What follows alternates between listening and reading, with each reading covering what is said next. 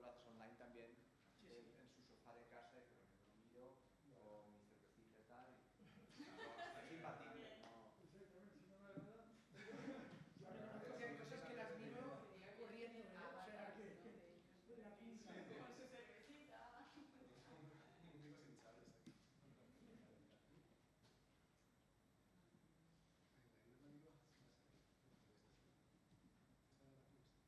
No, no está allí. Aquí lo que leo con Invasion X6. Ah, vale. Sí. No sé qué, los tambores. Creo que ya es eso. ¿Cómo era el Vallebrón como... Al Hospital del Mar. No, No, Ella sí que me lo explicaba, ¿no? Hospital del Mar. Yo de verdad i sobretot aquí, a la part aquesta de la càtedra, si ho pots llegir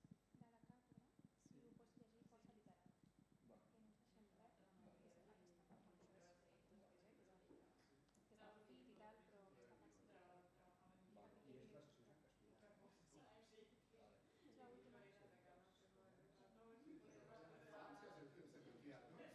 Toni, disculpa, no sé si te lo he dicho, que es en castellano.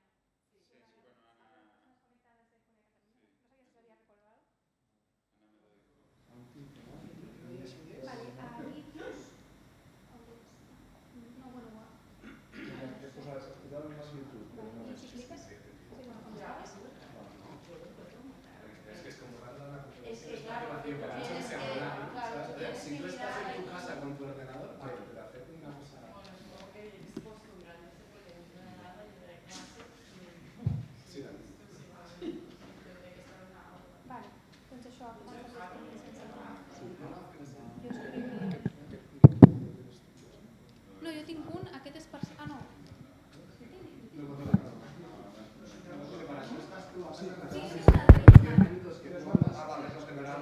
tres, quatre, per ficar-lo sí que...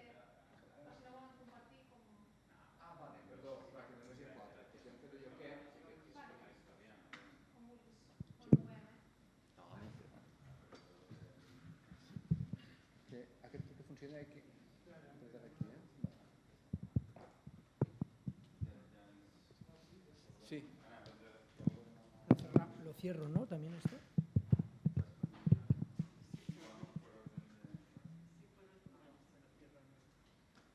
Me lo cierras tú esto, ¿no?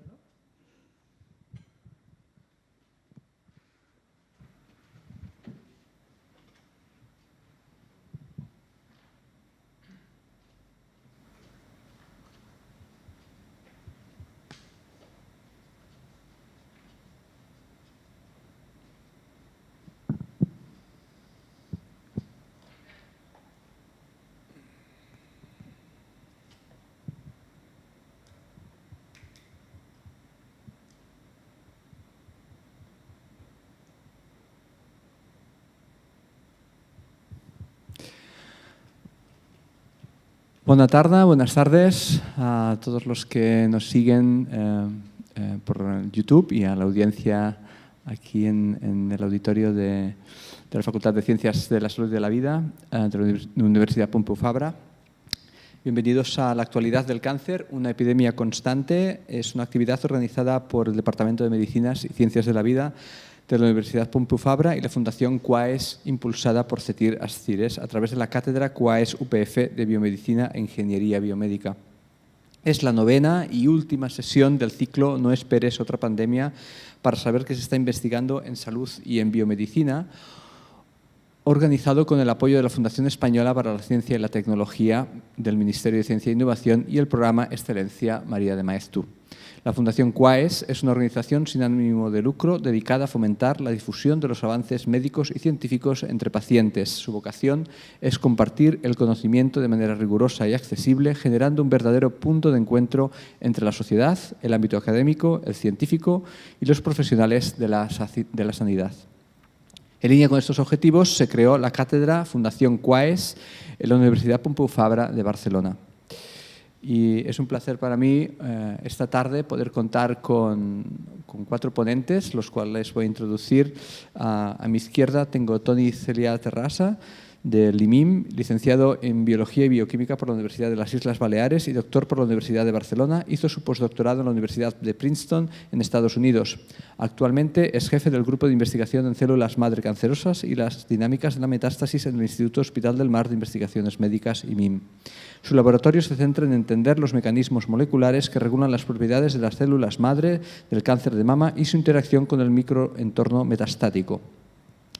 Tenemos a Anna Janik, de la Universidad Pompeu Fabra, licenciada y máster en Biología Molecular y Fisiología por la Universidad de Belgrado, en Serbia, doctora en Biomedicina por el Instituto de Recerca Biomédica de Barcelona.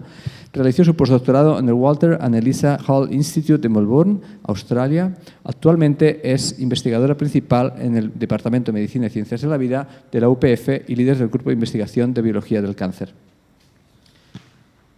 A su izquierda tenemos a Antonio García de Herreros, del IMIM, licenciado en Química, hizo la tesis en el Centro de Biología Molecular Severo Ochoa en Madrid. Hizo 2 postdocs en Estados Unidos, uno en el Sloan Kettering y otro en Harvard. Dirige el Grupo de Investigación Mecanismos de la Tumorogénesis y Progresión Tumoral en el Instituto Hospital del Mar de Investigaciones Médicas, IMIM, y es catedrático en la Universidad Pompeu Fabra. Su investigación está centrada en el estudio de los mecanismos moleculares que controlan la invasión tumoral. Finalmente, tenemos a José Ramón García Garzón, de Cetiras Cires, licenciado en Medicina y Cirugía por la Universidad Autónoma de Barcelona en 1988, especialista en Medicina Nuclear, diploma de experto en radiofarmacia. Fellow centrado en estudios PET en MD Anderson, Houston, en Texas, Estados Unidos, en 1993, European Board Nuclear Medicine en 2008, máster en Servicios Sanitarios por ESADE del 2002 al 2003 y doctorado cum laude en 2015 por la Universidad de Barcelona sobre 11C colina PET-TC en el cáncer de próstata. Desde 2006 es jefe del servicio de la unidad de PET-TC y PET-RM de Cetiras Cires, Grupo Biomédico. Yo me llamo Robert Castelo, soy profesor titular del Departamento de Medicina y Ciencias de la Vida de la Universidad Pompeu Fabra y seré el moderador de esta sesión, la cual comenzaremos con unas breves intervenciones de los ponentes para dar lugar luego a la discusión, a la cual se pueden unir a través del chat que tenemos en el canal de YouTube del Hospital del Mar, a través del cual estamos haciendo esta retransmisión, pero para que puedan entrar en el chat y formular sus preguntas, tienen que entrar con la sesión de su usuario de Google, ¿de acuerdo? Y bueno, si no hay más introducción, podemos comenzar con la charla por Anna Janik.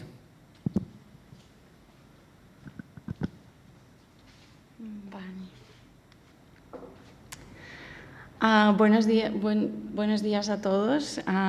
Encantada de estar aquí. Muchas gracias, Robert, por esta introducción. Pues yo en estos 5 o 8 minutos que tenemos os voy a explicar lo que hacemos en laboratorio. Y trabajamos sobre un gen que lo llamamos que es un asesino de cáncer. Pues ahora, para vosotros que no estáis aquí, podéis ver que nosotros estamos en un centro de investigación de Parc de Biomedicina de Barcelona y esta es la tercera planta donde está ubicado nuestro laboratorio en la Universidad de Pompeu Fabra. Y nosotros somos un grupo de 5 personas que, bueno, tenemos lo que llamamos el trabajo de pollata, que veréis también trabajo de cultivo, donde miramos las células en el cultivo, podéis ver cómo los estudiantes ya están haciendo. Y también trabajamos con unos modelos preclínicos que son de experimentación animal, que ahora lo veréis de que dentro del edificio lo estamos utilizando. Este centro, pues, como dije, en la tercera planta de PRBB estamos nosotros y siempre pues, podéis ver y visitarnos. Y ahora os voy a presentar el grupo. Como dije, somos grupo de, entre 5 y 6 personas y los voy a explicar un poco lo que hacemos. Pues nuestro asesino de cáncer se llama un gen que se llama el P53 Y nuestra hipótesis básicamente, y de muchos investigadores en el mundo también, podría ser una clave para curar el cáncer. Si hacéis una búsqueda muy rápida en el Google o una cosa que se llama PubMed, donde nosotros buscamos los artículos, pues ya veréis que os puede saltar unos 50.000 artículos sobre P53. Y ahora nosotros nos preguntamos, ¿y por qué P53 es tan importante para el desarrollo de cáncer? Porque realmente 50% de las personas que van a desarrollar el cáncer van a tener una mutación en el gen de P53. Y realmente, ¿por qué esto pasa? Porque esta mutación, bueno, sabemos que básicamente el cáncer surge por una acumulación de mutaciones, que aquí podéis ver que las acumulaciones pueden ser diferentes estreses que pueden pasar dentro de las células de nuestro cuerpo y puede hacer un daño a nuestra ADN. Cuando este daño pasa, pues se muta uno de los genes que se muta y que es frecuentemente mutado, es P53, y eso puede también llevar a varias más mutaciones que se están generando, y en esta manera las células siguen proliferando incontroladamente. Y aquí lo que realmente os enseño lo que pasa, que esto es, por ejemplo, en una célula normal, cuando tenemos la proteína esta, bueno, que viene del gen de P53, es normal, pues la célula se divide, se prolifera en su división normal. Pero cuando no está funcional el gen, pues no está funcionando ni la proteína, pues realmente, ¿qué pasa aquí? Pues tenemos una incontrolable división de las células y desarrollo de cáncer. Y nosotros, como os he explicado, ¿qué hacemos en laboratorio? Pues usamos dos tipos de metodologías, que son, podemos hacer de las células aisladas que vienen de ratón o que vienen de los pacientes de humanos, o también podemos utilizar algo que llamamos in vivo, que utilizamos este modelo como el estudio preclínico. También lo que hacemos en laboratorio es una técnica muy novedosa que ahora ha abierto una nueva era en estudios de biomedicina, que se llama CRISPR, que lo llamamos tijeras moleculares. Y realmente, ¿qué pasa con esto? Es que nosotros podemos cortar en un sitio específico de nuestro ADN y podemos hacer las mutaciones o deleciones o ampliaciones de específicos genes que nos interesan estudiar. Y esto, simplemente, esta técnica, para uno de los proyectos que nosotros utilizamos, es, por ejemplo, en el tema de cómo los tumores de P53 que están mutados, cómo los podemos utilizar para desarrollar nuevas terapias, y cómo podemos utilizar, por ejemplo, nosotros en el laboratorio utilizamos CRISPR para desarrollar nuevas terapias. Por ejemplo, pensamos, si esta es una célula que está mutada para P53 y aquí tenemos las mutaciones en varios genes que están dentro de la misma célula, nosotros preguntamos, ok, si ahora tenemos una deleción de un gen, si esto puede hacer que lo que más importante en el terapias de cáncer es parar incontrolablemente proliferación y división de las células. Pues, ¿cómo lo podemos hacer? Entonces, paramos este gen, hacemos como de que este gen desaparece y preguntamos, ¿es esencial para esta célula? Bueno, si vemos que la célula sobrevive, como aquí vemos que es, un tic le damos, pues no, entonces este gen no es importante.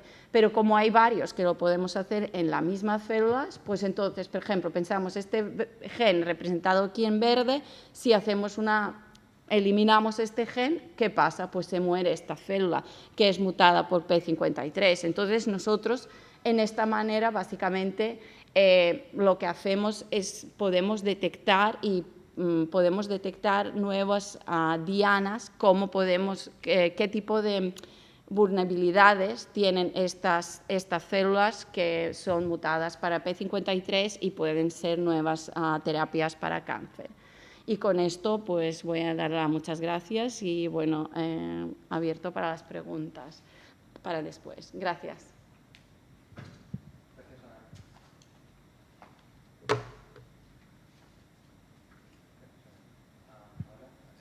De Antonio. De Tony. Vale.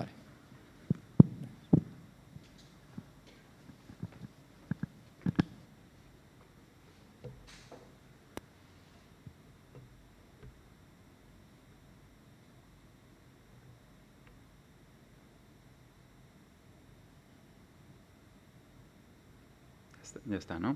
Bueno, buenas tardes a todos. Mi nombre es Toni Celia Terrassa y soy investigador del Hospital del Mar, del Instituto de Investigaciones Médicas, de aquí al lado. Estamos también, compartimos edificio con la UPF, ¿no? El vídeo que ha enseñado Ana pues también resume un poco dónde nosotros estamos. Y bueno, mi laboratorio se centra en estudiar el cáncer de mama, sobre todo la metástasis del cáncer de mama y qué funciones adquieren las células cancerosas para poder hacer una metástasis. Entre ellas, una función muy importante es cómo interaccionan con el sistema inmune y cómo pues pueden evadir o suprimir la acción del sistema inmune, que es un sistema de defensa. Aquí en esta imagen, no sé si veis, si se ve el puntero, en esta imagen ya podéis ver cómo una célula inmune, aquí representada en naranja, esto es un linfocito T, puede detectar a una célula cancerosa representada en azul. No siempre son tan bonitas, normalmente son más feas, pero esta imagen representa, ¿no?, la capacidad que tienen las células T, el sistema inmune, de reconocer las células cancerosas. Y eso lo hacen porque las células cancerosas pueden... A ver, el puntero, no sé, se ve ahora. Vale, gracias. Las células cancerosas tienen neoantígenos, que son pues, moléculas extrañas debido a su alteración en el ADN, que no son normales en el cuerpo. Entonces, estos antígenos se presentan en la superficie y las células inmunes son capaces de reconocerlas como agentes extraños y eliminarlas. Aquí veréis un vídeo, sí que funciona, como las células inmunes en azul han eliminado, son capaces de eliminar las células representadas en rojo. Bueno, ahora no vuelve a funcionar el vídeo. Elimina la célula cancerosa. Esta es la acción de cómo las células inmunes pueden eliminar la célula cancerosa.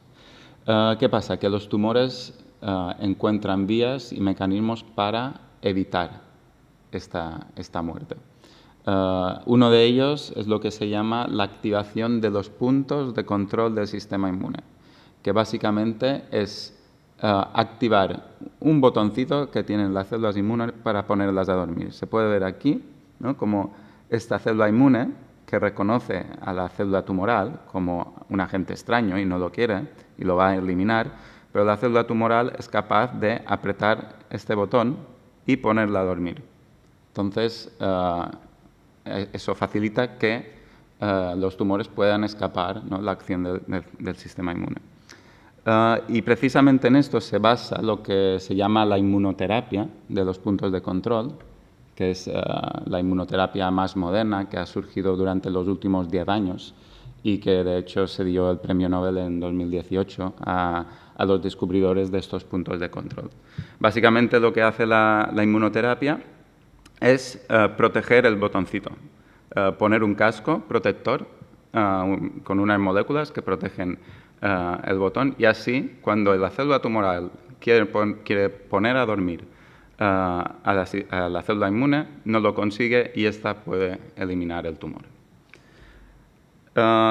Esto es un mecanismo de escapar de la acción del sistema inmune, pero resulta que las células tumorales encuentran también otras vías, y estas vías son hacerse invisibles al sistema inmune. Entonces, aunque pongamos inmunoterapia y el casco, ¿no?, y esta célula inmune esté activa, si la célula tumoral es invisible, no la va a poder encontrar. Y esto lo hacen las células tumorales básicamente escondiendo todas las moléculas extrañas que os explicaba antes, que se llaman antígenos, las esconden dentro de la célula. Aquí podéis ver unos vídeos. A ver, se está cargando, parece. Funciona. Vale, es que en mi pantalla no funciona. Entonces, veis cómo van pasando las células inmunes, van pasando y no detectan las células tumorales. Y aquí hay otro vídeo que, como veis, las células azules no detectan la célula tumoral. Y esto es porque estas células tumorales han conseguido esconder sus neoantígenos y el sistema inmune no las puede reconocer. Nosotros en el laboratorio lo que hemos visto, en particular en cáncer de mama, es que en los tumores de cáncer de mama hay un grupo de células que consigue hacerse invisible al sistema inmune. Entonces, cuando hacemos una inmunoterapia en cáncer de mama, que a día de hoy aún no es una terapia que funcione muy bien en cáncer de mama, sí en otros tipos de tumores, cuando aplicamos inmunoterapia en cáncer de mama, resulta que estas células que son invisibles pues persisten y luego son capaces de volver a crecer un tumor. Entonces, ¿qué podemos hacer? Pues como sabemos y hemos visto en el laboratorio cuál es el mecanismo de cómo estas células se hacen invisibles y esconden sus neoantígenos dentro, es hacer una terapia para reconfigurar esa visibilidad y hacer que estas células se vuelvan visibles. Esto lo hacemos con un gen que se llama ELCOR, que hemos encontrado recientemente en el laboratorio, que regula toda esta maquinaria para presentar los antígenos, para presentar estos cuerpos extraños al exterior. Y así estas células pasan a ser visibles y detectables por el sistema inmune. ¿Y cómo hemos hecho para introducir ELCOR en las células tumorales? Pues un poco aprovechando el conocimiento que ha generado las vacunas del COVID y la tecnología del ARN, que seguramente habréis oído hablar, pues pensamos que así como lo utilizan para hacer vacunas, nosotros lo podíamos utilizar para introducir nuestro gen de interés en los tumores y hacerlos visibles. Y de esta forma hemos conseguido hacer que esas células invisibles se vuelvan visibles y en combinación con inmunoterapia eliminar los tumores en nuestros modelos preclínicos de ratón.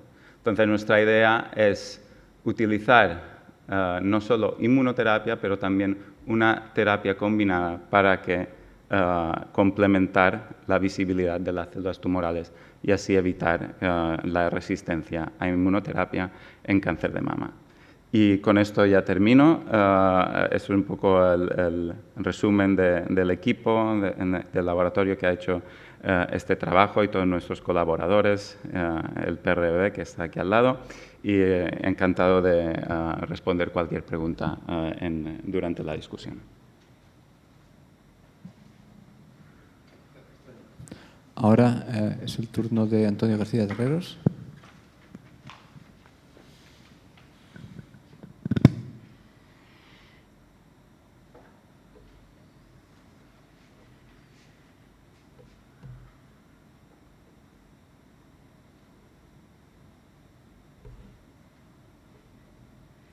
Bueno, buenas tardes. Yo quería daros 4 pinceladas de lo que hacemos en el laboratorio y qué relación tiene con, digamos, con los diferentes experimentos diferentes planteamientos que han explicado los dos compañeros.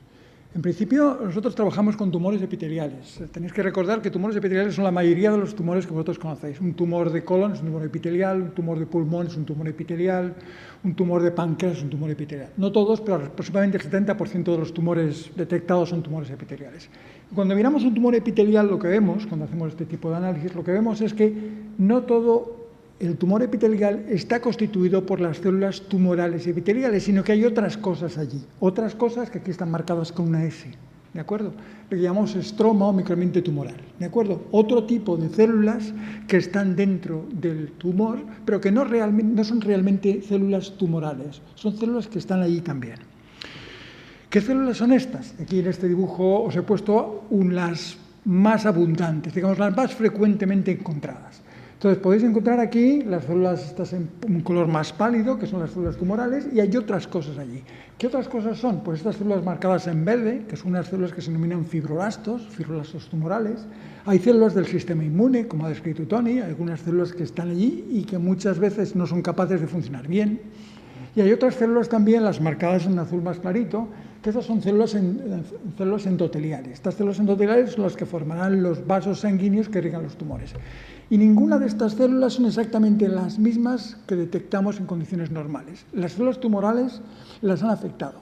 las han modificado, muchas veces en su provecho, para hacer que funcionen de la manera que al tumor le interese. En principio, en el laboratorio, con las células que más trabajamos son con los fibroblastos tumorales. ¿Qué es un fibroblasto?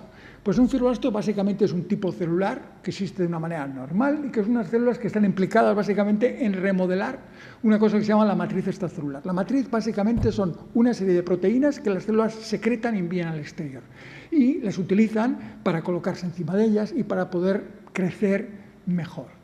¿De acuerdo? Y depende el tipo celular, pues tendrá un tipo de matriz extracelular, un tipo de proteínas extracelulares u otra. El fibroblasto es una célula que básicamente lo que hace es secretar y modificar esta matriz extracelular.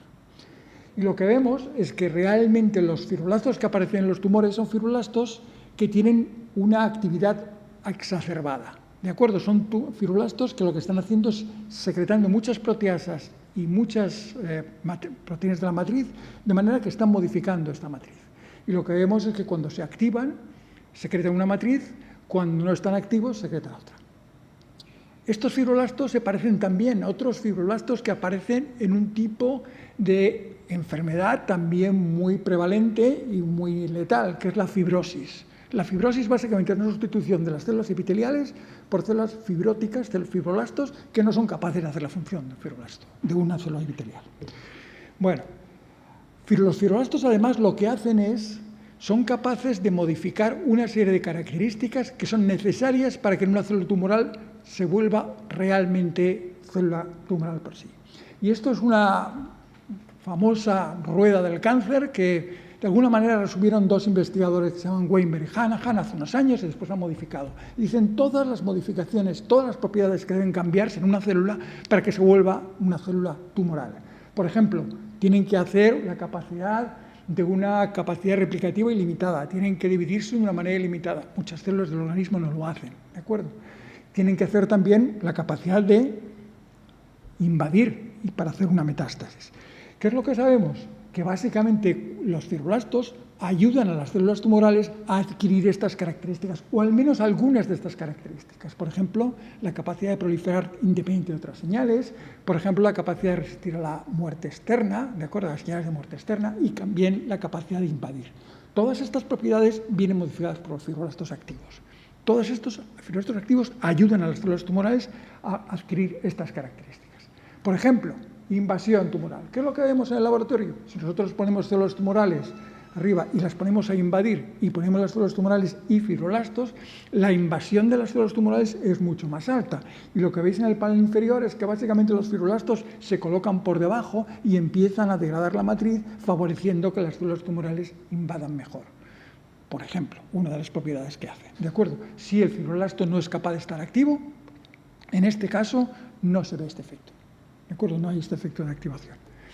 Que si los fibroblastos son tan, digamos, perjudiciales, ayudan tanto al cáncer, habría que esperar que los tumores que tengan más fibroblastos tengan un peor pronóstico de los que no los tienen. Y esto es exactamente lo que pasa. Esto es un experimento, un análisis que se hizo ya hace unos años, no hace tantos, hace 6 años, y unos señores lo que hicieron fue secuenciar todos los tumores de colon. Y cogieron todos los genes que expresaban todos los tumores de colon y los ordenaron. Y dijeron, estos tumores tienen este patrón de expresión de genes. Estos otros tumores tienen esto y otro. Y estos otros tumores tienen esto y otro. Hicieron 4 categorías. Veis aquí que la categoría que ellos llamaron CMS4 o mesenquimal, esta la definieron porque tenían más expresión de marcadores mesenquimales, es decir, más expresión de marcadores clásicos del fibroblasto. Si veis en la gráfica inferior, lo que veis es que la gráfica verde está por debajo de las otras. ¿Qué quiere decir esto? Que estos pacientes que tienen estos tumores mueren antes, tienen un peor pronóstico. Por tanto, tener muchos fibroblastos activos es malo, de acuerdo para el tumor, se desarrolla antes. Esto se puede hacer también analizando los RNA globales o analizando genes específicos, proteínas específicos de marcadores de fibroblasto activo. Y lo que veis aquí, por ejemplo, la transgelina TGLN, lo que veis, o el OXL2, la transgelina, lo que veis cuando analizamos la presencia de transgelina en colon normal o en un tumor, lo que vemos es que este marcaje que se ve en marrón, que quiere decir que hay transgelina, y lo que veis es que está exactamente en la parte que no es tejido epitelial, en los fibroblastos. Lo que se ve es que cuando miramos abajo, en el inferior, lo que vemos es que la supervivencia de los tumores en que hay mucha transgelina es mucho más baja que la supervivencia de los pacientes en que los tumores no tienen poca transgelina. Por tanto, muchos fibroblastos activos también es malo, ¿de acuerdo? Básicamente lo que se sabe de los fibroblastos, ¿de dónde vienen estos fibroblastos? Pues los fibroblastos pueden venir de varios sitios. Pueden venir, por ejemplo, de la manera más clásica es que hay un fibroblasto por allí residente no activo y el tumor lo activa, ¿de acuerdo? Y hace este paso a un fibroblasto activo que empieza a secretar y a cambiar la matriz. También puede ser a partir del reclutamiento de una célula madre mesenquimal, una célula de la cual se derivan la mayor parte de las células mesenquimales. Otra gente dice que este proceso puede ser incluso un poco más complejo y puede ser que el fibroblasto venga de un adipocito, una célula muscular, que de alguna manera experimente un proceso contrario al que ha ocurrido durante su desarrollo, porque muchas células musculares o los adipocitos derivan inicialmente de una célula que es la misma o una célula muy parecida a un fibroblasto, ¿de acuerdo? Para otros autores, incluso lo que puede ocurrir es que realmente el fibroblasto venga de una célula totalmente diferente, de una célula epitelial o de una célula endotelial que adquiera un cambio, una transdiferenciación, cambie totalmente hacia un fibroblasto. Bueno, en principio, de acuerdo con lo que nosotros pensamos, es básicamente la activación de los fibroblastos presentes en el tejido o el reclutamiento de las células madre mesenquimales la hipótesis más probable, aunque algunos autores sugieren que también podrían haber algunos fibroblastos activos que se deriven de los otros tipos musculares, de los otros tipos celulares, ¿de acuerdo? Bueno, básicamente, ¿qué hacemos en el laboratorio? ¿Cómo se activan estos fibroblastos activos? Pues se activan, como he dicho, a través de señales que se derivan de las células tumorales. Las células tumorales, particularmente cuando adquieren un cierto grado de progresión, secretan algunos factores que activan las células tumorales. Por ejemplo, el TGF-beta. ¿Qué supone esto? Que el fibroblasto activo ahora va a comenzar a degradar la matriz y va a comenzar a sintetizar otra matriz diferente, ¿de acuerdo? Otras células diferentes. Esto, que aquí indico por estos cables aquí de color rojo o de color naranja, ¿de acuerdo? El color naranja son otros matriz diferente. Esta matriz diferente es más rígida y al ser más rígida favorece que las células tumorales invadan mejor, ¿de acuerdo? Además, a esta activación no se debe solo a que la matriz es diferente, sino que el propio fibroblasto comienza a secretar algunos factores, como prostaglandina, por ejemplo, que va a favorecer que las células tumorales también invadan. Y también amplifica las señales que reciben. El TGF-beta ahora es capaz de activar su propia síntesis, entonces los fibroblastos producen más TGF-beta. El TGF-beta o el ProG2 tienen otros efectos sobre otros tipos celulares. El TGF-beta, por ejemplo, es capaz de activar otros fibroblastos, ¿de acuerdo? Como hay más TGF-beta, hay más activación de fibroblastos. Y además, el TGF-beta o la prostaglandina son moléculas que lo que hacen es que tienen una capacidad de reprimir el sistema inmune. Por tanto, lo que harán es que las células del sistema inmune no funcionen bien. De hecho, no vayan a la parte interna del tumor. Bueno, todo esto, como veis, es para decir que los fibroblastos son relevantes. Nosotros trabajamos básicamente es cómo se activa este fibroblasto y cómo señaliza el fibroblasto sobre otros tipos celulares, sobre el celular tumoral o sobre otras células del microambiente o del estroma tumoral. ¿Por qué atacar los CAFs en lugar de atacar las células tumorales? Pues básicamente por una razón. Vuelvo a poneros aquí básicamente la rueda del cáncer, y una de las cosas que he puesto, y es una cosa que también había comentado Ana antes, es que estas células tumorales, en principio, lo que tienen muy alterado es la capacidad de generar mutaciones. El sistema de control de la aparición de mutaciones en una célula tumoral normalmente está alterado, de manera que una célula tumoral genera muchas más mutaciones que una célula normal. ¿Qué supone esto? Pues es un gran perjuicio, porque muchas veces lo que supone es que si una molécula funciona en un tumor, como la capacidad de mutaciones es tan grande en el tumor, es posible que aparezca en algún momento un tipo celular que se haya vuelto resistente a la droga inicialmente, ¿de acuerdo? Lo que se llama un revertiente. Como está mutando, alguna vez aparecerá una célula en la que la droga ya no hay efecto. En el CAF, en el fibroblasto, esto no es tan habitual, porque el CAF en principio es una célula relativamente normal. Aunque coopera con las cancerosas, no tiene esta alteración de generar muchas mutaciones. Por tanto, es más sensible a la acción de drogas. No es capaz de evolucionar tan rápidamente en resistencia a drogas. Por tanto, lo que nos interesa es inhibir esta activación del CAF. Esta inhibición de los CAFs, la inhibición de los filoastros activos, lo que supone también es que previene la aparición de metástasis, porque al no poder activarse, la matriz en que él está produciendo en condiciones normales es una matriz que realmente funcionará como una barrera e impedirá que el CAF, que la célula tumoral, invada, ¿de acuerdo? Es una matriz que se llama no permisiva. En cualquier caso, nuestro objetivo es siempre el mismo. Nuestro objetivo es básicamente obtener drogas que puedan bloquear la activación de los CAF y puedan, de esta manera, utilizarse como nuevas líneas de tratamiento para los tumores. La idea es generar otras líneas de tratamiento que de alguna manera complementen las ya existentes. Complementen o de alguna manera por sí solas o combinadas con las terapias que se están aplicando actualmente. Y esto es lo que quería deciros hoy.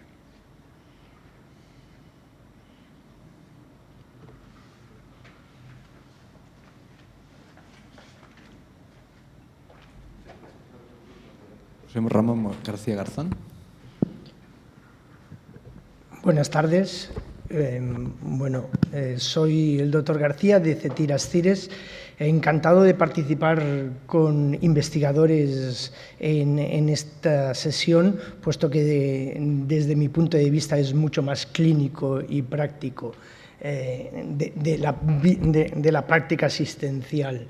Yo voy a comentar el concepto de teragnosis. La teragnosis es la combinación entre el diagnóstico y el tratamiento mediante el uso de la medicina nuclear, de las radiaciones.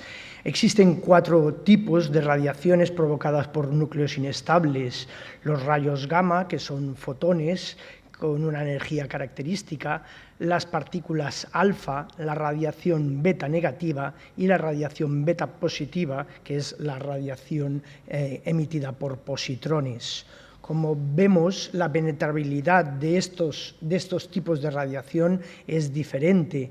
La radiación gamma, tanto por rayos gamma, por fotones energéticos o por positrones, que tiene mayor energía, tiene una alta penetrabilidad. Esto hace que podamos obtener imágenes con ellas. Sin embargo, la radiación alfa y las partículas beta negativas, la radiación beta, tienen una baja penetrabilidad. Incluso la alfa es incapaz de atravesar una hoja de papel, mientras que la beta se ve parada por una lámina de aluminio. Esto hace que no podamos obtener imágenes con ellas, pero que sí que podemos realizar una terapia, puesto que darán una radiación sobre la zona donde se fijen. En esto se basa la medicina nuclear. La medicina nuclear convencional trabaja con estudios gamagráficos que pueden ser tomográficos y entonces se llaman SPECT, Single Photon Emission Tomography. En definitiva, lo que hacemos es marcar una sustancia radiactiva que provoque una radiación gamma con un proceso fisiológico, con un target que vamos a poder valorar in vivo. Ese fotón va a permitir que el contador, que es la gamma cámara, detecte la actividad. Dependiendo de si inyectamos un derivado fosfonatado, veremos las estructuras óseas por el intercambio de calcio. Si realizamos el marcaje con tecnecio MIBI, pues veremos el corazón. Si realizamos un estudio pulmonar, necesitaremos unir el trazador, que normalmente es el tecnecio, porque tiene características de vida media y fotónicas las más adecuadas, pues podremos valorar si el paciente tiene un tromboembolismo pulmonar. Por tanto, la medicina nuclear es una imagen in vivo de un proceso fisiológico gracias a esta radiación gamma. Ya en la medicina nuclear ya existía el concepto de teragnosis mediante el yodo 131. El yodo 131 tiene una radiación alfa de una energía gamma de una energía bastante alta, pero de suficiente calidad como para permitir obtener una imagen. Se fija a la glándula de tiroides, participa en la formación de hormonas de tiroides y permite, como en este estudio de cuerpo completo de un paciente con cáncer de tiroides operado, ver cómo existen restos en la glándula, en el lecho tiroideo posquirúrgico. Pues bien, dado que el yodo 131 tiene también una radiación beta, si damos una dosis superior de yodo 131, lo que vamos a hacer es que el yodo se incorpora a la célula y por esta radiación que queda incorporada va a hacer una radioterapia interna sin repercusión en el resto de órganos, puesto que, como ven en la imagen obtenida después del tratamiento, solo se fija a las células tiroideas. Por tanto, la imagen es de mayor calidad que la imagen del diagnóstico, pero lo importante es que estamos haciendo una radioterapia interna localizada.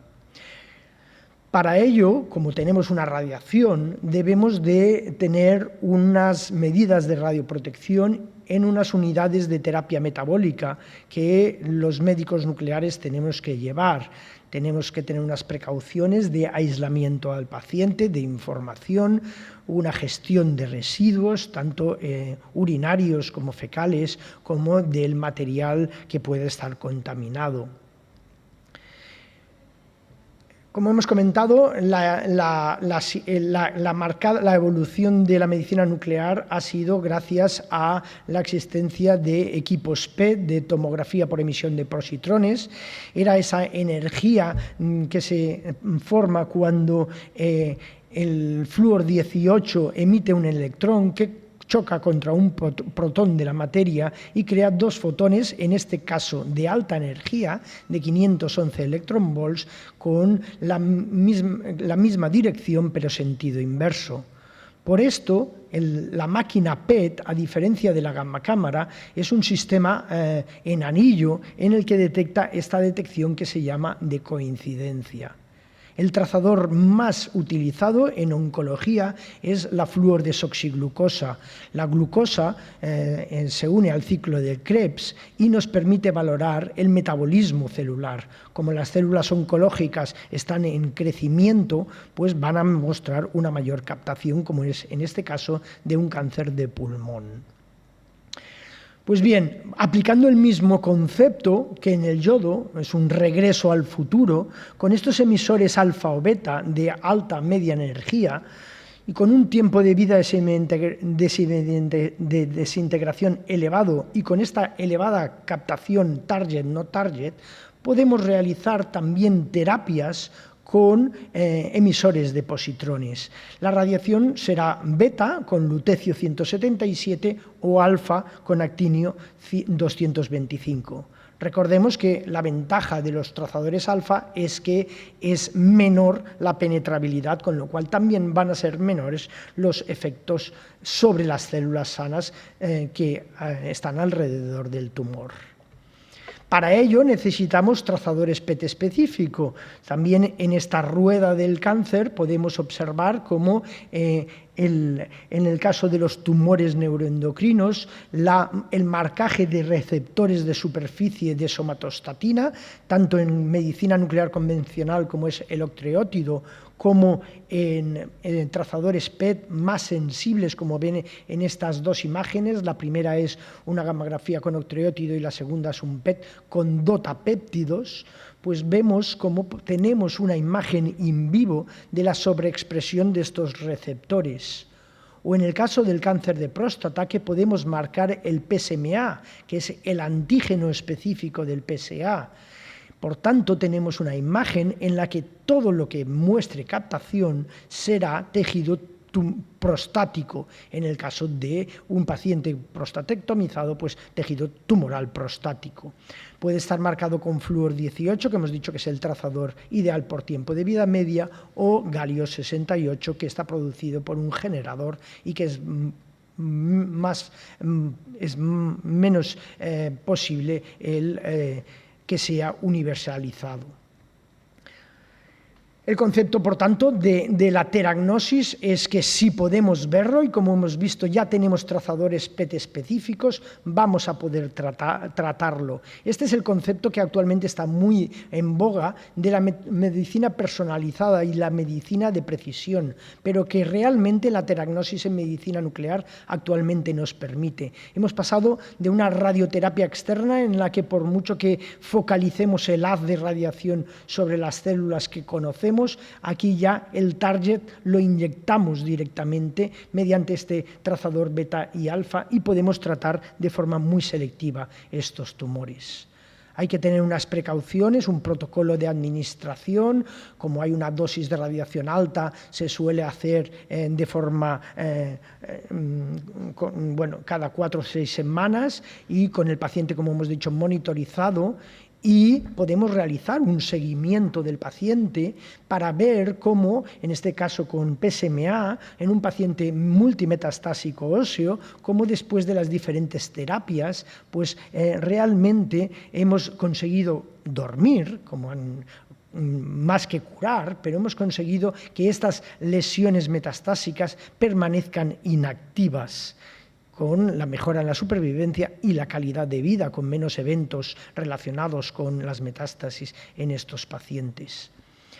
Esto ha mostrado eficacia terapéutica ya con lutecio-dota, es el ensayo NETTER, y también con PSMA, que es el ensayo Vision. No creo que valga la pena mostrar exactamente, pero realmente han mostrado una eficacia de estos tratamientos, y lo que además es muy importante, tanto con lutecio-dota como con PSMA, con muy pocos efectos adversos, únicamente relacionados con el estado hematológico del paciente, puesto que es una radiación y la médula ósea es la principal, unos síntomas digestivos, sobre todo con el DOTA, y en el caso del PSMA, debido a la captación que habíamos visto en glándulas salivares, con la posibilidad de un síndrome seco que será incómodo para el paciente. Por tanto, tenemos unos tratamientos que ya han demostrado su eficacia con pocos efectos adversos. Un paso más adelante es seguir con esta medicina de precisión y realizar estudios combinados con PSMA, con el trazador específico, y con el trazador FDG, que es más sensible para las células tumorales, y así en este caso vemos que este paciente que tiene multimetástasis con PSMA de predominio óseo, mientras que con FDG muestra metástasis también hepáticas, mientras que las óseas muestran menor captación. Pues bien, este paciente probablemente no sea candidato a tratamiento con lutecio PSMA, puesto que las metástasis hepáticas no las vamos a tratar. O en este caso, en el que los tumores prostáticos después de múltiples tratamientos se desdiferencian, tienen una diferenciación neuroendocrina y pueden ver que no captan en este paciente PSMA, pero sí captan DOTA. Por tanto, este paciente no va a ser candidato a terapia con PSMA, pero sí que podemos hacer una terapia con lutecio DOTA. Por tanto, estamos avanzando en este campo de la medicina personalizada y de precisión. Finalmente, y coincidiendo con lo que ha explicado el doctor García, Antonio García, tenemos también un trazador actualmente disponible únicamente en determinados países europeos, que es el galio 68 FAPI, que lo que hace es marcar a esta activación fibroblástica que tan fantásticamente nos han explicado, y que ha demostrado que hay tumores que sobreexpresan más este factor de activación fibroblástica que el metabolismo glucídico, precisamente por lo que ha explicado el ponente anterior, el doctor Antonio García. Pues bien, con estos tumores que captan más FAPI que con FDG, podemos realizar también una terapia con lutecio FAPI, de forma que vamos a poder tratar todo aquello que estamos viendo.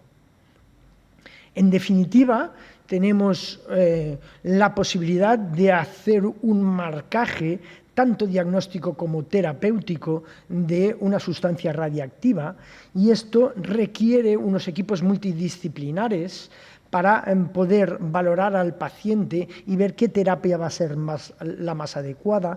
Requiere una ruta asistencial integrada para que podamos dirigir al paciente, pero lo que sí que ya está claro, y estamos ante un presente, pero un futuro inmediato, pero ya es un presente, que la terapia con radioligandos, la teragnosis, va a suponer una revolución en la oncología. Muchas gracias. Muchas gracias, doctor García Garzón. Entonces, a partir de este momento comenzamos con la discusión. Vuelvo a repetir para la gente que se haya unido un poco más tarde al comienzo de esta sesión, que si quieren intervenir se pueden conectar a través de su cuenta de Google en el chat de YouTube y formular las preguntas y yo las trasladaré a los ponentes. Y bueno, para comenzar la discusión, comenzaré con Ana, que nos ha explicado lo importante que es este GNP53 en el desarrollo del tumor. A grandes rasgos, pues, que participa en la división tumoral como uno de los procesos claves para el progreso de estas células tumorales, y quería preguntar cuál es entonces lo que se está haciendo actualmente para modular la acción de este gen en favor de nuestro, ¿no? En favor de la terapia. Muchas gracias por la pregunta y bueno, pues ahora mismo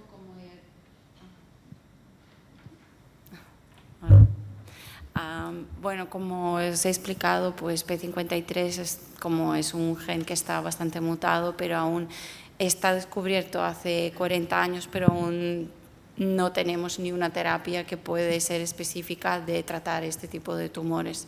Y entonces ahora lo que realmente, después de 40 años de investigación muy intensiva en el campo de P53, de mutación de P53, lo que tenemos que ver es que realmente lo tenemos que poner en contexto, que tenemos que entender que las mutaciones que están de P53 son diferentes en cada tipo de tejido. Entonces tenemos que mirar un poco, no como una sección global, que por ejemplo que sea en el cáncer de mama, cáncer de linfomas o cáncer de páncreas, pues la función y tratamiento tiene que ser diferente. También tenemos que pensar de que a lo mejor no podemos tratar P53 tal y como es porque es tan esencial para nuestras células, porque P53 cuando las células normales lo necesitan en cualquier tipo de estrés y entonces lo necesitamos que sea activado, y entonces puede ser que las terapias pues serán de estudiar los mecanismos básicos debajo de P53 y alrededor, lo que llamamos una network, básicamente para ir activando genes que son lo más importante para la network de P53 que el mismo. Porque sí, en el pasado sí que se han encontrado algunas drogas que activan P53, que sea como normal en las células que están mutadas, pero toxicidad es tan grande de que bueno, los pacientes tuvieron que parar los clinical trials. Así que bueno, es verdad que ahora mismo pues hay 3 o 4 clinical trials que están en ongoing, pero aún resultados están para ver. Así que bueno, sí, es más complicado la función que lo hemos pensado. Nos tenemos que poner en contexto. De acuerdo, muchas gracias. Seguiré con una cuestión para el doctor Toni Celia Terrassa, que nos ha explicado de forma muy intuitiva el funcionamiento de la inmunoterapia, y desde ese punto de vista el concepto nos puede sonar a todos como, bueno, bien, pues esa es la manera, ¿no?, de acabar con los tumores, pero creo que tú mismo has dicho que en unos funciona bien, particularmente el cáncer de mama no funciona tan bien. ¿Qué es lo que hace que la inmunoterapia funcione bien en unos tumores y no en otros? ¿O puede llegar a funcionar en todos los tumores o solamente servirá para unos pocos? ¿Qué es lo que se sabe de esto? Sí, es verdad, la inmunoterapia, pues en concreto la inmunoterapia que estamos hablando, ¿no?, que es la inmunoterapia de los puntos de control, que es la que he explicado y la más reciente, se ha visto que funciona muy bien en ciertos tipos de tumores y ciertos tipos de pacientes. Aún la gran mayoría de pacientes en global de todos los tipos de tumores no responden a la inmunoterapia. Pero, por ejemplo, en melanoma funciona muy bien, casi un 50%, incluso en combinaciones hasta un 60% de los pacientes tienen unas respuestas muy buenas, y estamos hablando de incluso curar pacientes, curar metástasis. En pulmón también funciona muy bien, en tumores uroteliales, ahora en cáncer colorectal salió un estudio la semana pasada donde se han visto también unas respuestas espectaculares, pero luego hay otro tipo de tumores en los que no funciona tan bien y bueno, no se saben aún todos los mecanismos, y ahí es donde podemos entrar, ¿no? Desde la investigación para entender mejor la biología de esos tumores y qué mecanismos, ¿no?, utilizan para escapar del sistema inmune. Y este es el ejemplo que he puesto en cáncer de mama, ¿no?, que hemos visto que dentro del tumor pues hay unas ciertas células, que no lo he dicho, pero las llamamos células madre cancerosas, que por sus características moleculares son capaces de hacerse invisibles. Y esto es otro mecanismo de resistencia a inmunoterapia, en concreto a la inmunoterapia de los puntos de control. Entonces, entendiendo esto, podemos hacer terapias complementarias para que la inmunoterapia funcione.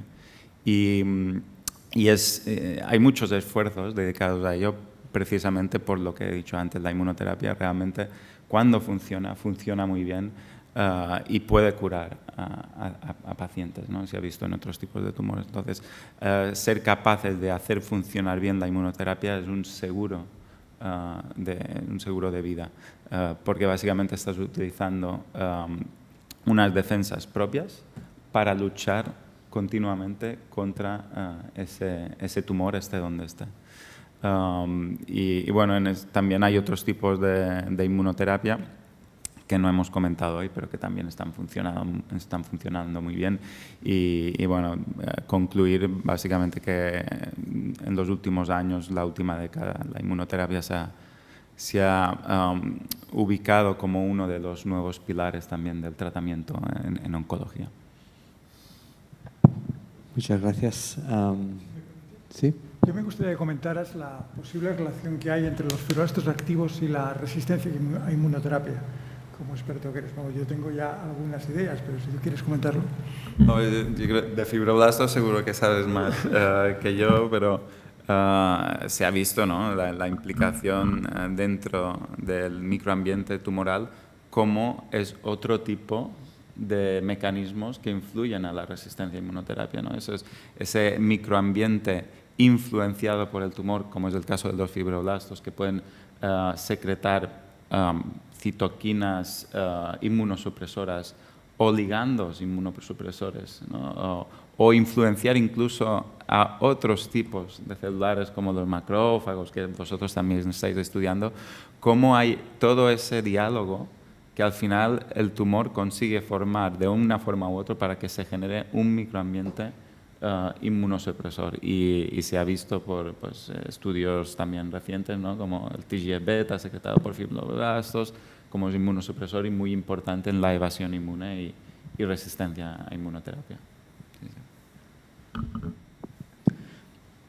Muy bien, vamos a seguir con una pregunta para el doctor Antonio García de Herreros, que ha hablado de los fibroblastos en el microambiente tumoral como una de las células importantes y sobre la cual estáis estudiando, pero ¿qué otras células puede haber en este microambiente que fueran susceptibles también de ser investigadas y desarrollar tratamientos? Bueno, dadas las células que a nosotros nos interesan más, hay bastantes más, porque hay bastantes otros tipos celulares que están alterados por las células tumorales y están contribuyendo a que el tumor crezca más.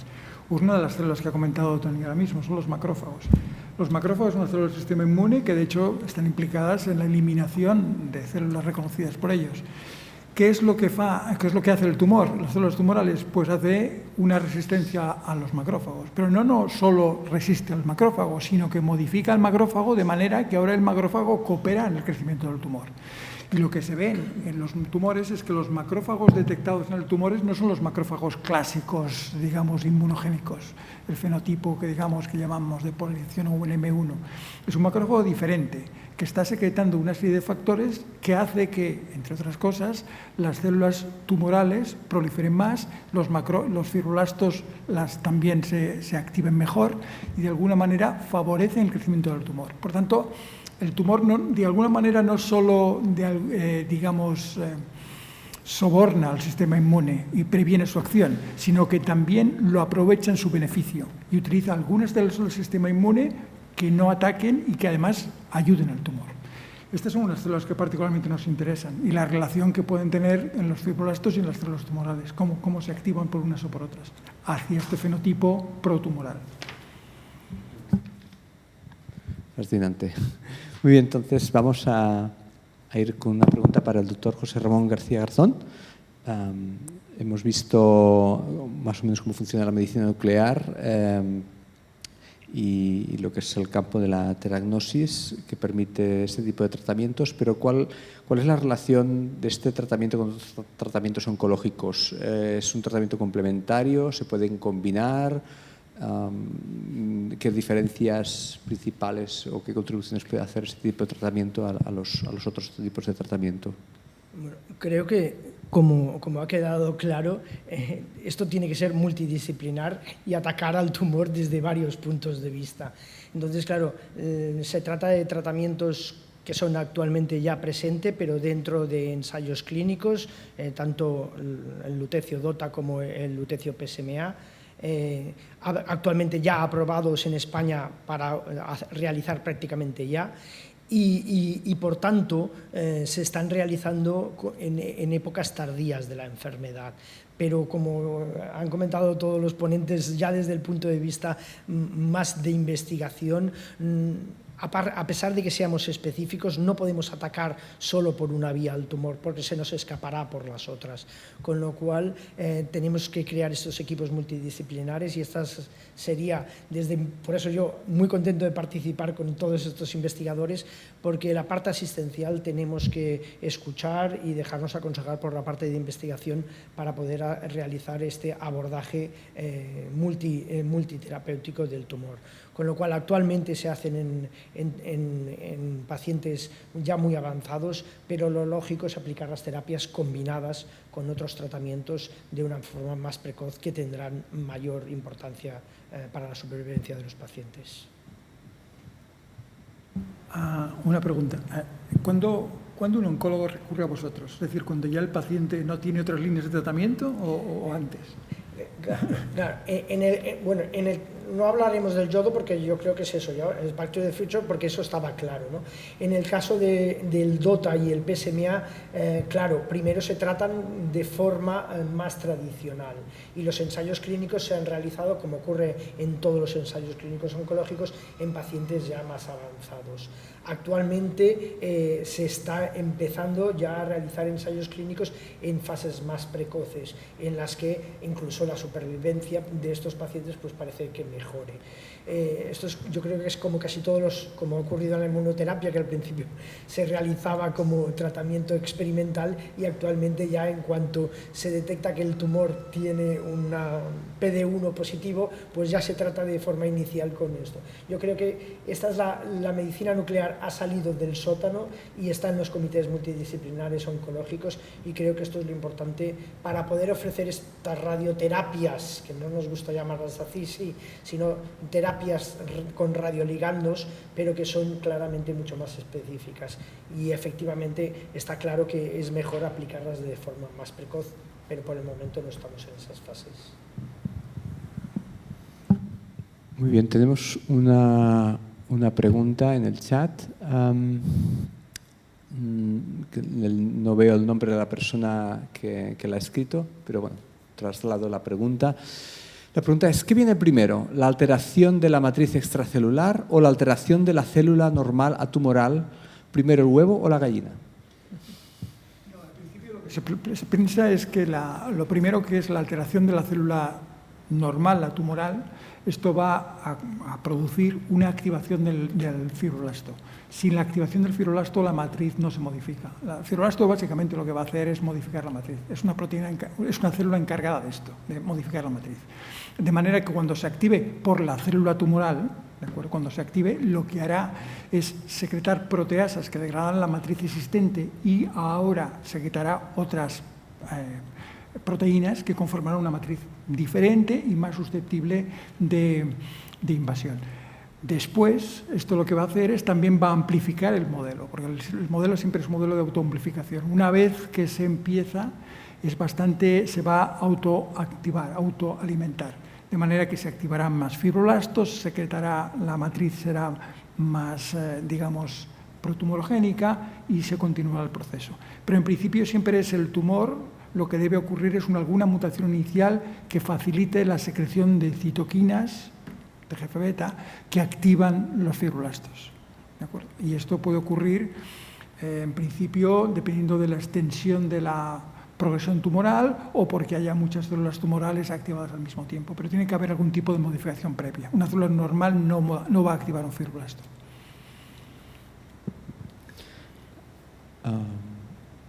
Muy bien. Yo querría seguir con un poco el aspecto tecnológico dentro de cada abordaje que se realiza, y aquí hemos visto diferentes abordajes desde el punto de vista de investigación o clínico.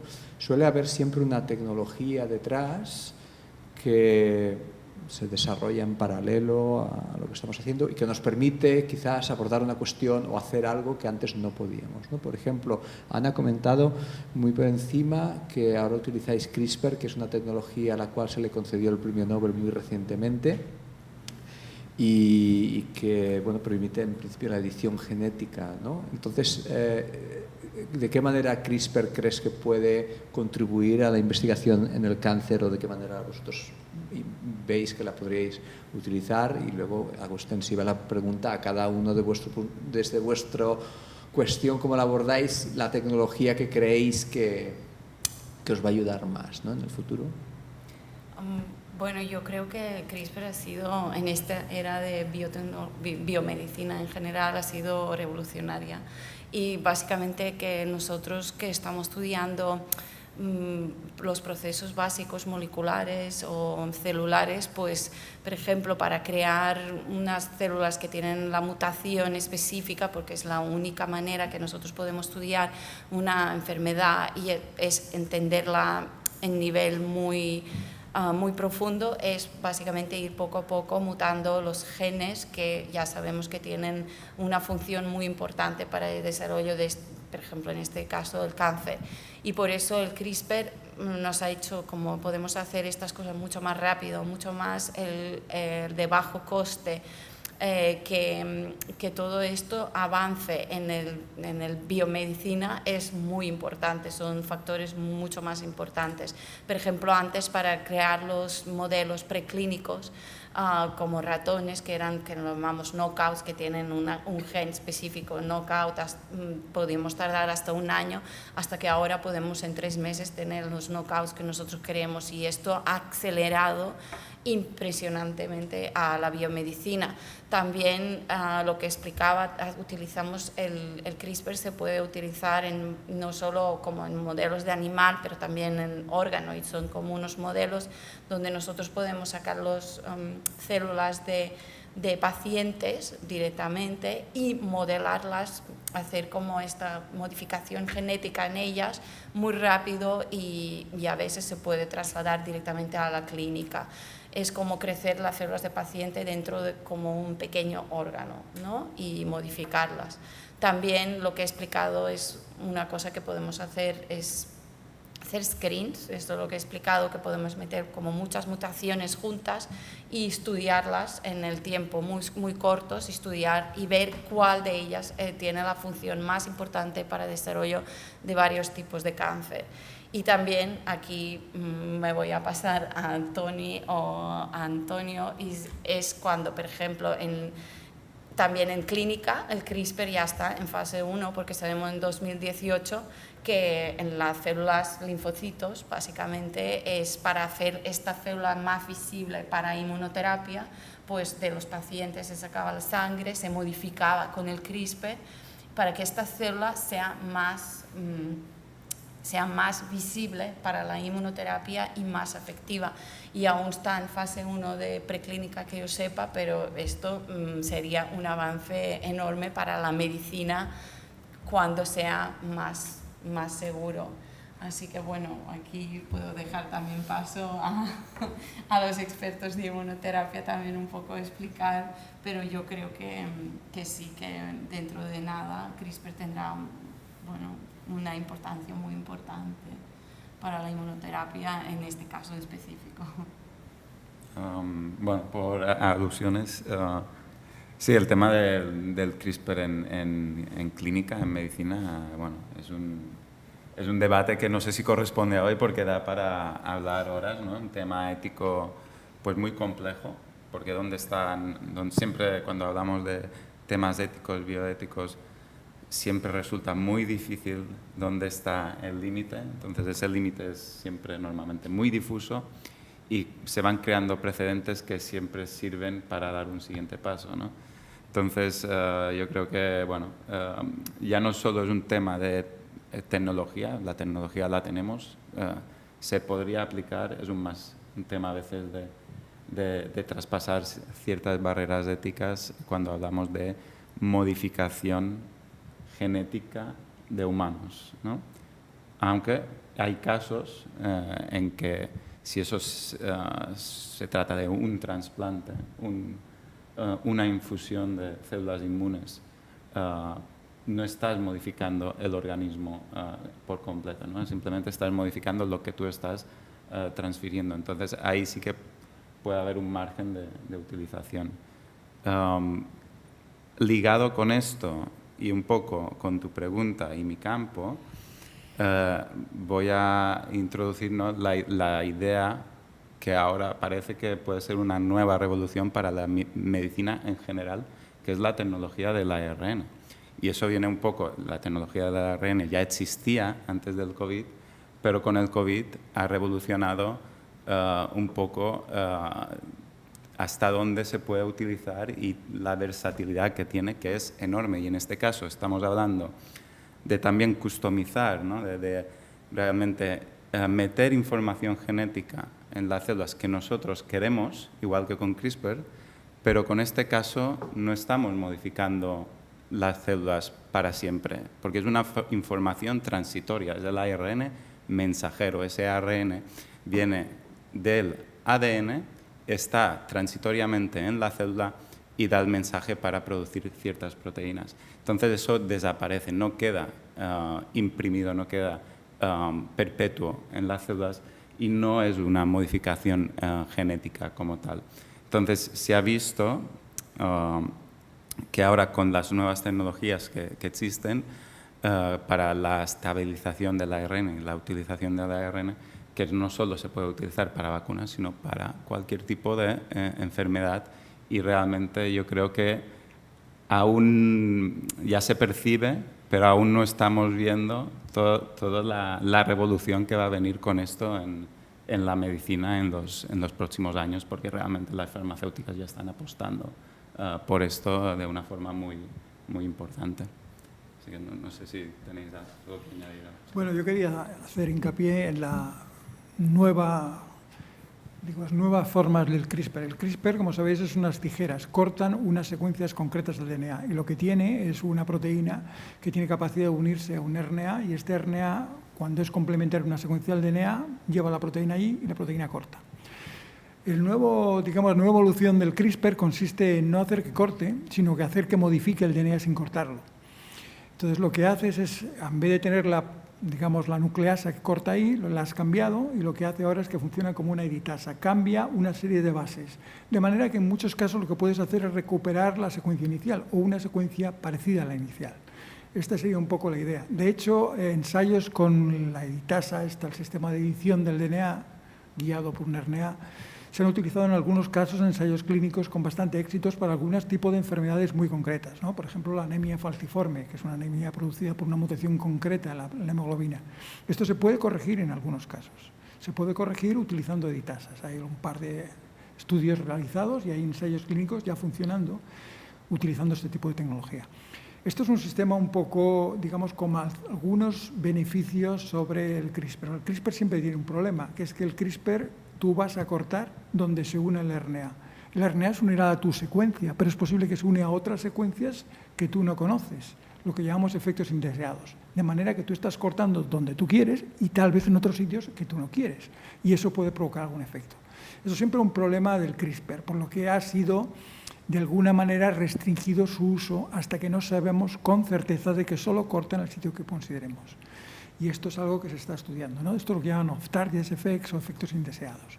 Por tanto, siempre estas tecnologías en el laboratorio pueden utilizarse más. Cuando quieren darse el paso a pacientes hay que tener una cierta reserva y saber muy bien qué quieres hacer y qué posibles perjuicios puede tener y cómo puedes evitarlos. Pero bueno, CRISPR en el laboratorio también ha sido una técnica, en cualquier laboratorio que quiera manipular células, muy utilizada. Sigue siendo. Claro, yo me muevo en otro ambiente, ¿no? En la parte más clínica, como os he comentado. Claro, en un servicio de medicina nuclear hay una parte tecnológica, los PET digitales, los equipos digitales de medicina nuclear convencional y de PET, el PTRM, pero eso es tecnología, eso como médico y como intento de investigación para nosotros no es el core, no es lo importante. Lo que creemos que es importante es precisamente eso, ¿no? El diagnóstico específico, ¿no? El ver in vivo todo eso que vosotros estáis trabajando en el laboratorio. Ya nos gustaría poder hacer más. Bueno, pues, pero ya tenemos trazadores específicos. Es muy importante tener un receptor de somatostatina o el PSA, una técnica de laboratorio que nosotros la podemos marcar. En este sentido, bueno, el FAPI está inundando el PubMed, pero estamos ahí y ya veremos. Pero, por ejemplo, hay un tema que estamos muy interesados, que es el inmunopet, que llamamos, y es pues, intentar marcar todos estos procesos inmunológicos, el PD1 y todo esto, para tener una imagen in vivo de cómo están afectando esos procesos inmunológicos que has explicado, Toni, in vivo en los pacientes. Y yo creo que ese es lo más importante que está pasando en las técnicas de diagnóstico. Y el cambio estructural que supone la teragnosis, ¿no? Porque hace que un servicio de diagnóstico lo tengamos que convertir también en un servicio terapéutico, ¿no?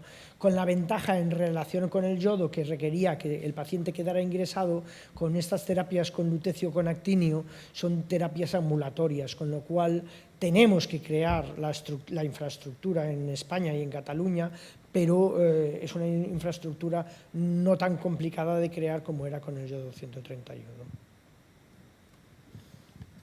Muy bien, tenemos una pregunta en el chat de Óscar España. Dice una pregunta para el doctor Celia. ¿La administración de inmunoterapia para el tratamiento del cáncer puede suponer un factor de riesgo al desarrollo de enfermedades autoinmunes? Sí, sí, totalmente.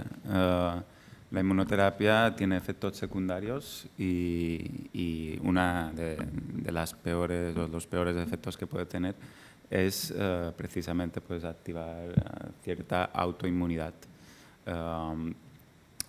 Por contra de la quimio, pues la quimio tiene otros efectos, ¿no? Más nocivos, más tóxicos, pero la inmunoterapia puede generar enfermedades autoinmunes.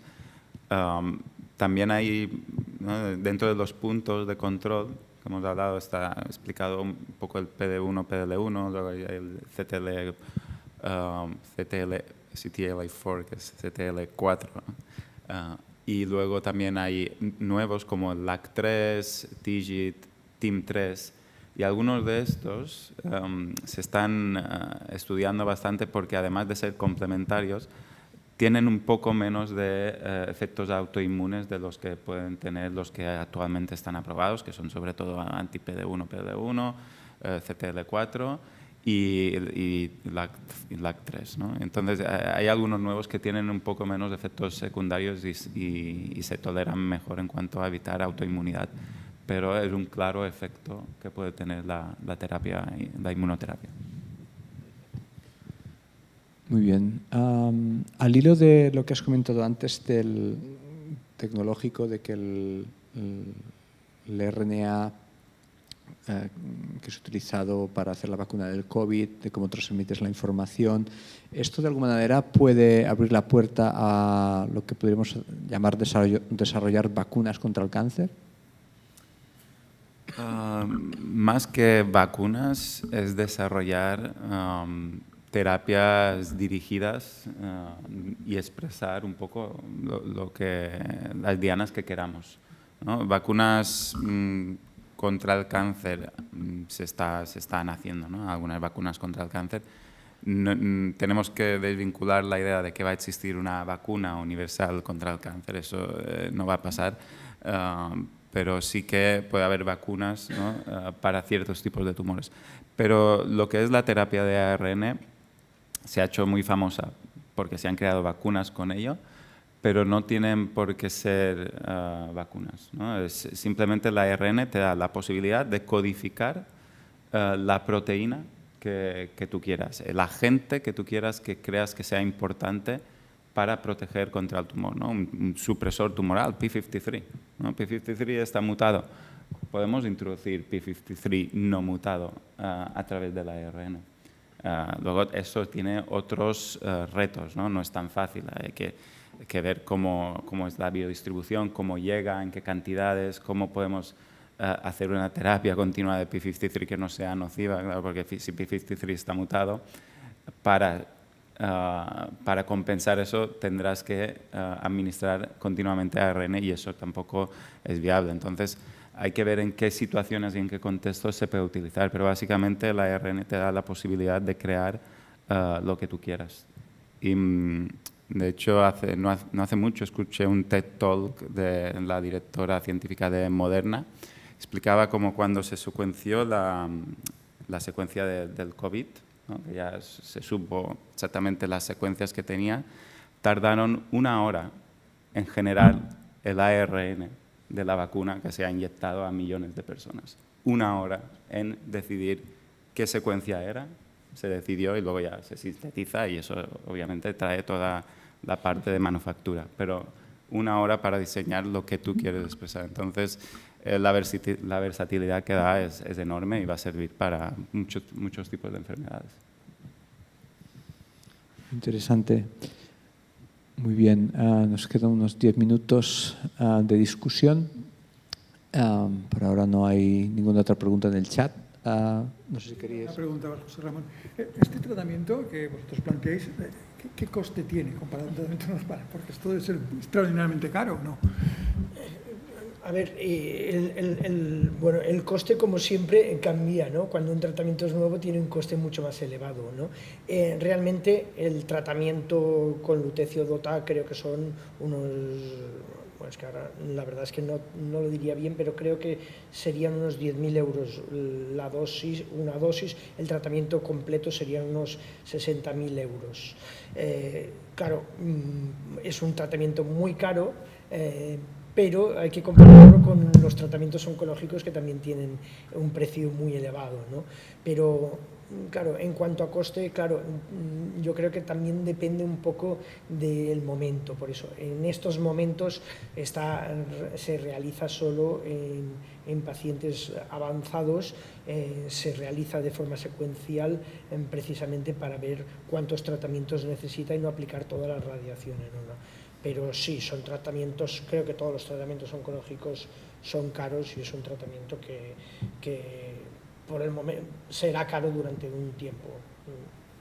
Igual que el PET, ¿no? La parte diagnóstica con estos trazadores específicos también es mucho más caro que el PET con FDG clásico, que ya ha bajado su precio a la mitad desde que lo tenemos disponible en España desde los años 2000, ¿no? Desde hace casi 20 años.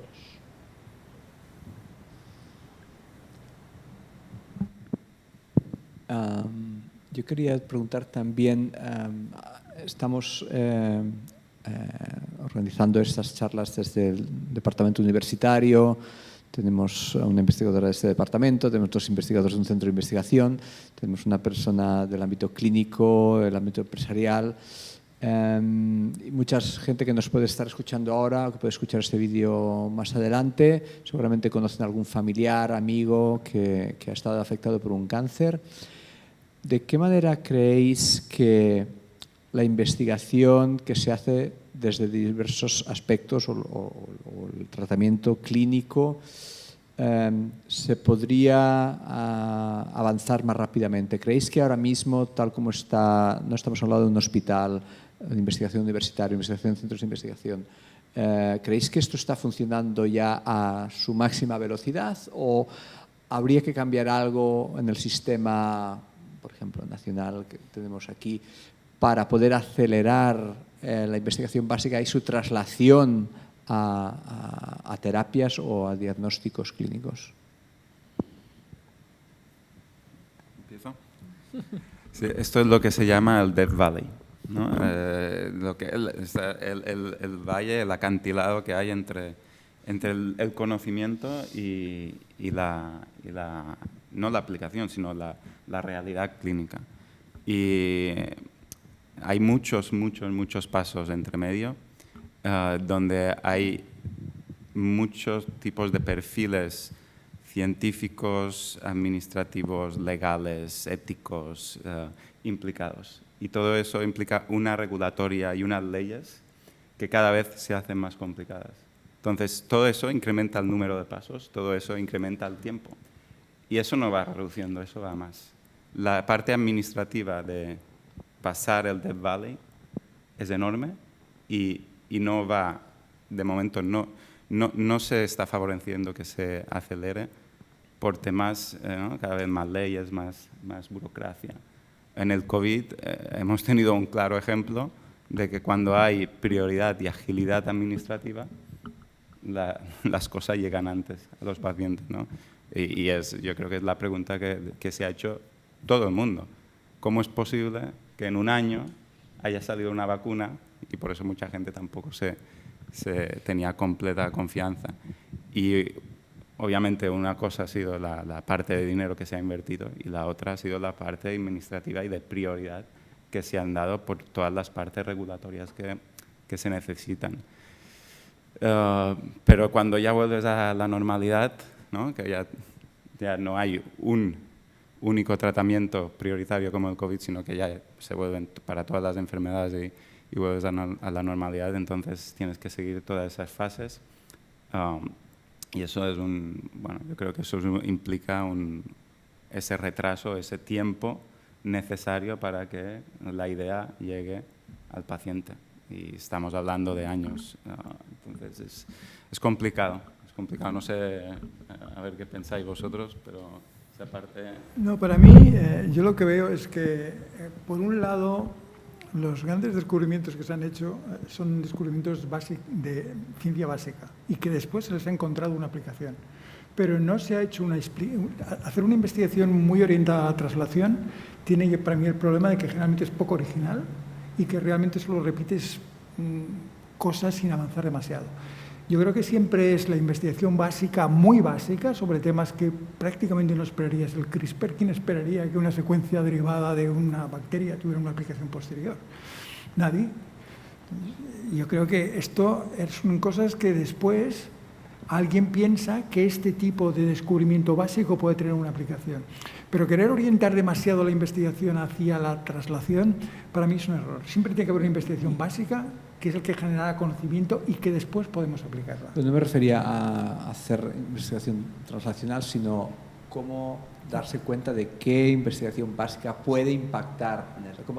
Eso yo creo que al final es una persona suficientemente inteligente como que pueda detectar allí que una idea brillante. Y de hecho esas ideas brillantes son los que donan el premio Nobel, no otras cosas, ¿no? Pero en general yo creo que no solo, para mí, hacer solo investigación translacional es un error, francamente. Aunque yo trabajo en un instituto que se llama Instituto Hospital del Mar de Investigación Médica, no solo hacemos investigación translacional, o por lo menos no solo deberíamos hacerla.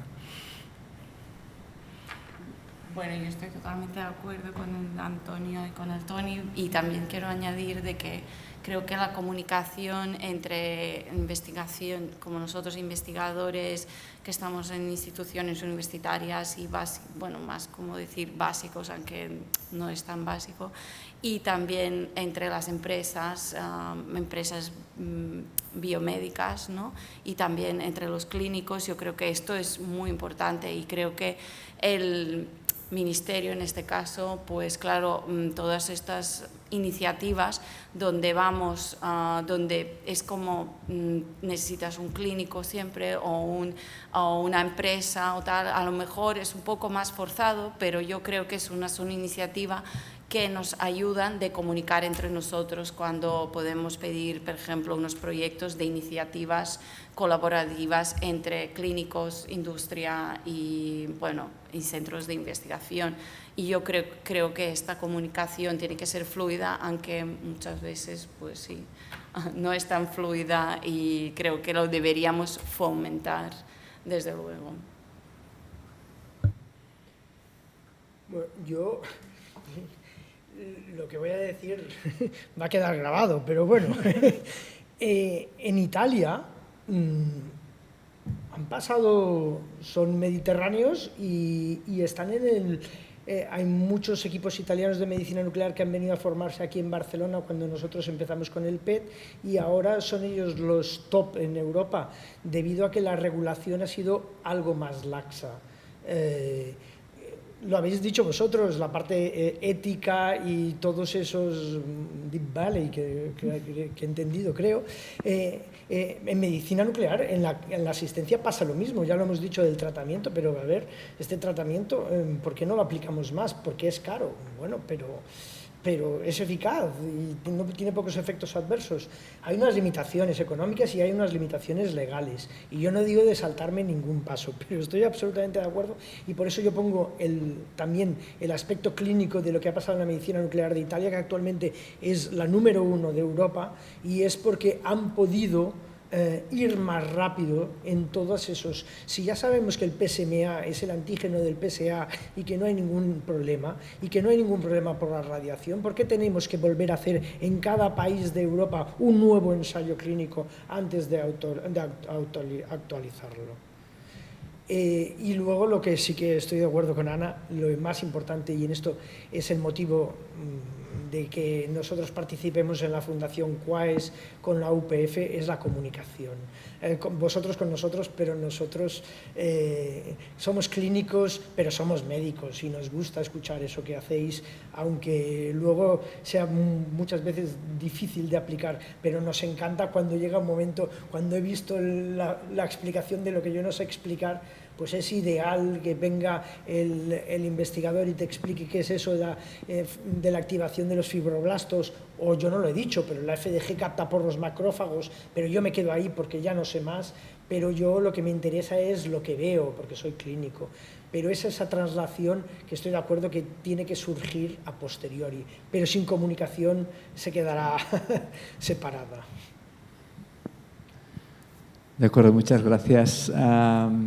Entonces, bueno, ahora ya son las 7:30, así que tendremos que concluir esta sesión. Me gustaría acabarla agradeciendo otra vez a los ponentes por su participación y por compartir sus conocimientos y sus ideas. Espero que la gente que nos ha escuchado en directo y que pueda ver este vídeo desde nuestra web, pues haya podido apreciar un poco la complejidad que hay detrás de una enfermedad como el cáncer. Si me perdonas, Robert, ¿sí? yo quería añadir una cosa. Básicamente es la visión de un investigador básico. No soy oncólogo, no soy médico nuclear. Para mí el cáncer es un problema que tendremos siempre. El problema, no vamos a erradicar el cáncer. No creo que podamos erradicarlo nunca. Yo creo que lo que tenemos que hacer es hacer el cáncer una enfermedad crónica. Idear tantas líneas de tratamiento que después de una, cuando falle, podamos plantear otra, o el oncólogo pueda plantear otra, y después otra, y los pacientes con un tumor puedan vivir pues 30 años más. Yo creo que ahí es lo que me parece algo realista poder hacer. Conseguir una erradicación total de un tumor, bueno, podrá pasar en algún caso concreto, pero yo creo que será muy minoritario. Y yo creo que esperemos que poder verlo, estos pacientes que ahora vivan como las pacientes con leucemia, que antes morían y ahora pueden vivir 30 años con una leucemia, con tratamientos sucesivos. Gracias. Sí, pues ojalá ese el futuro, al menos el futuro como mínimo más inmediato que podamos tener. La erradicación naturalmente sería fantástica, pero puede ser que quizás el cáncer sea intrínseco a la vida. Entonces, bien, al menos lo que sí que creo que podemos tener es esperanza puesta en toda la gente que está investigando, en todos los esfuerzos que están haciendo y en procurar que todos esos esfuerzos se hagan de la manera más coordinada posible para conseguir nuevas terapias y nuevas aproximaciones y descubrimientos básicos y clínicos. Así que con estas últimas palabras también concluyo lo que ha sido este ciclo de conferencias que hemos hecho gracias a la colaboración de la Cátedra QUAES y gracias también a la Fundación Española de Ciencia y Tecnología, que nos dio su apoyo a través de una ayuda económica, y a todos aquellos que nos han ido siguiendo. Si quieren continuar sabiendo lo que se hace en investigación en nuestro departamento, les animo a suscribirse a nuestro canal de Twitter, UPF Biomed, y Instagram, y así podernos seguir de cerca y desear a todos los que nos están viendo pues un buen verano. Hasta la próxima. Gracias.